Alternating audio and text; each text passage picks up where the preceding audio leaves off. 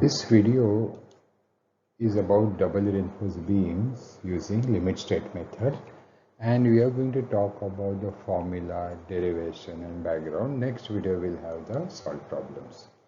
Now, why do you want double reinforced beam? See, if you are faced with a situation where you are required to design a beam for MU which is more than M limit, that is balance section capacity, then what do?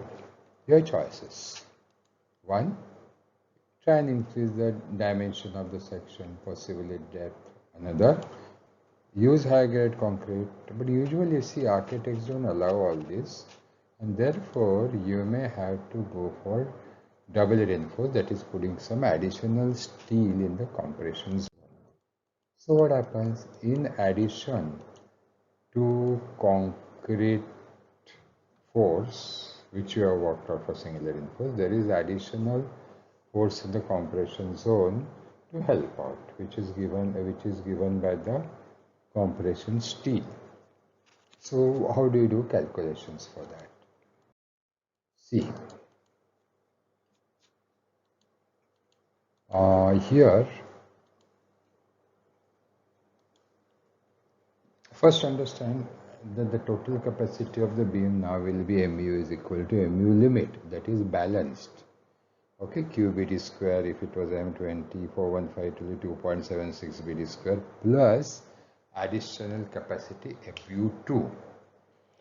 Okay, now how do you calculate MU2? If you want to calculate from steel side, that additional steel which I am going to call AST2 into 0.787 Fy is the stress into D minus D dash is the distance between the two steels.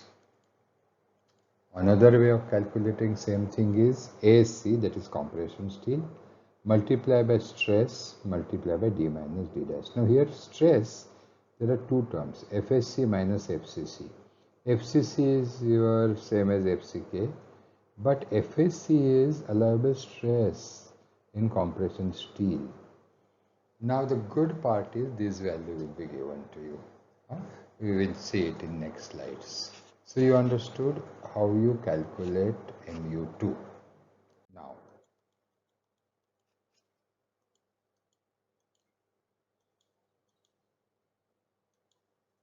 how do you calculate the additional steel? So additional tension is how much? 0.87 FyST2, and that has to be balanced by ASC into FSC minus FCC. I'm yet to tell you value of FSC. So you get AST2, the additional steel. Okay. Now let's talk about FSC. Now here is a chart. This is given as code, a chart table, and this is also will be given to in examination. So depending on D dash by D ratio and depending on the strength of the steel, this what numbers are is FSC in terms of Newton per mm square. So you can directly use that value as FSC. So that is a good part. That is a good part. So you have two type of problems then. One, you want to find out moment capacity. So what you do, C1 plus C2. One is, what is C1? We'll say due to concrete, and C2 is it should be C1 plus C2. So C2 is AC into FSC minus FCC, and that will be equal to 0.87 FYST. You can find neutral axis, and then using that you can find MU from the concrete side. See.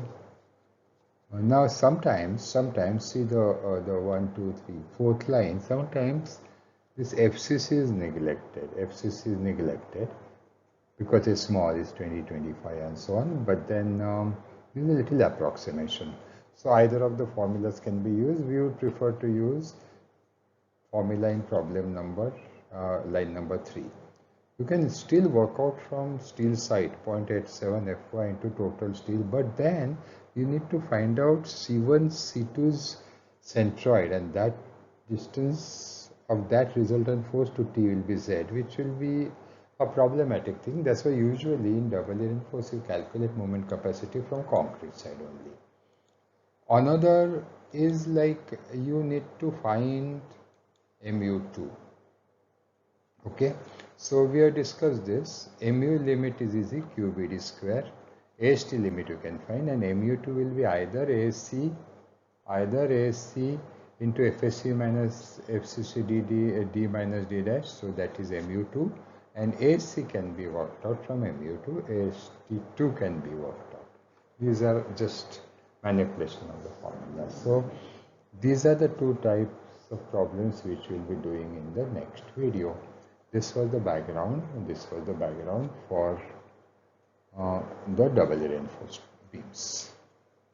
Thank you.